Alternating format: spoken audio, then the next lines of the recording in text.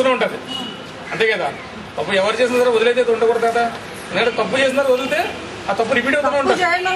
వినండమ్మా, అది ఇప్పుడు మనకు ఎలా ఉంటుందంటే, నా విషయంలోని నేను తప్పు చేసిన అనుకుంటే నా సొంత తమ్ముడు నా సొంత కొడుకున్నా సరే ప్రపంచం తెలిసిందని మనకు తెలుస్తుంది.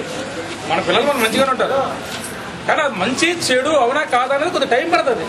దానికి ఇన్వెస్టిగేషన్ మన కేసులన్నీ కూడా సిట్ వాళ్ళకి ట్రాన్స్ఫర్ చేయడం జరిగింది. స్పెషల్ ఇన్వెస్టిగేషన్ టీము సిట్ వారికి ట్రాన్స్ఫర్ చేయడం జరిగింది. దాని గురించి సంబంధించి కమిషనర్ గారిని కూడా హోమ్ మినిస్టర్ కూడా మీరు కలవడం కూడా జరిగింది.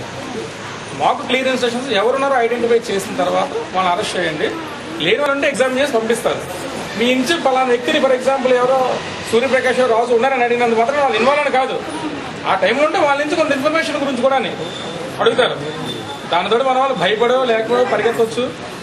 ఈ కేసులకు సంబంధించి అడ్రస్లకు సంబంధించి లోకల్ వాళ్ళని అడిగితే అడ్రసెస్ వెరిఫై చేయడం చెప్పడం తప్ప కేసులను కూడా ట్రాన్స్ఫర్ చేయడం జరిగింది.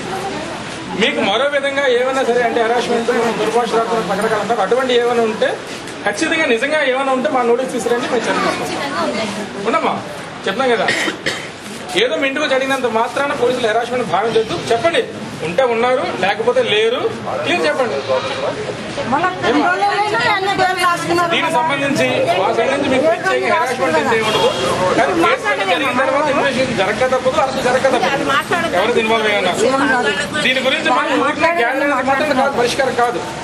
ఆల్రెడీ దీనికి సంబంధించి పెద్దలందరూ కలిశారు, కమిషనర్ కూడా మాట్లాడడం జరిగింది చూశారు. ఇప్పుడు అల్టిమేట్ గా సఫర్ మీ బస్ వాళ్ళే కదా. ఇప్పుడు మేము ఉంటాం, మేము ట్రాన్స్ఫర్ అయిపోతామండి. మీ పిల్లలు పోలేదు, పాల్గొకపోతే పిల్లలకి ఏం కాదు.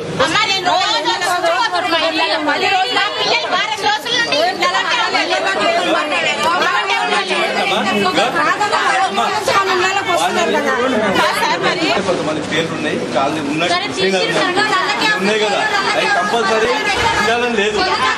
అది ఇంట్లో తీసేస్తారు. దానికోసమే రోజు తిరుగుతున్నాం.